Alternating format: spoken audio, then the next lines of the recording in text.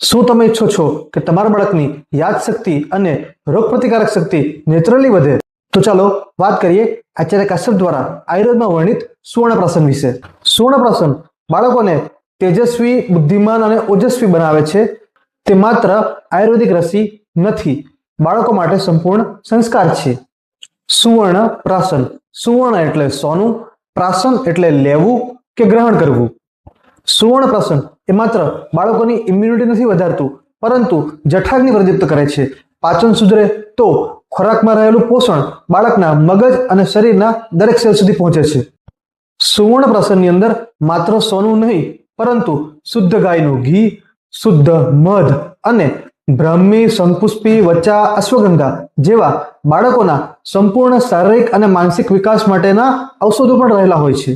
સુવર્ણપ્રાશનમાં રહેલું સુવર્ણ ભસ્મ અને મૈદ્ય ઔષધિઓ એ બ્લડ બ્રેઇન બેરિયરને ક્રોસ કરીને ન્યુરોન્સ સુધી પહોંચે છે, જેને કારણે બાળકનું કોન્સન્ટ્રેશન વધે છે અને યાદશક્તિમાં અદ્ભુત વધારો જોવા મળે છે. આશ્ચર્યજનક વાત એ છે કે તે બાળકના લોહીને શુદ્ધ કરે છે, અંદરથી નેચરલ ગ્લો લાવે છે, જેથી કરીને બાળકની સુંદરતા અને શક્તિમાં વધારો થાય છે. બાળકના સર્વાંગી વિકાસ માટે ફક્ત પુષ્ય નક્ષત્રના દિવસે જ નહીં, પરંતુ નિયમિત સુવર્ણપ્રાશનનો આગ્રહ રાખવો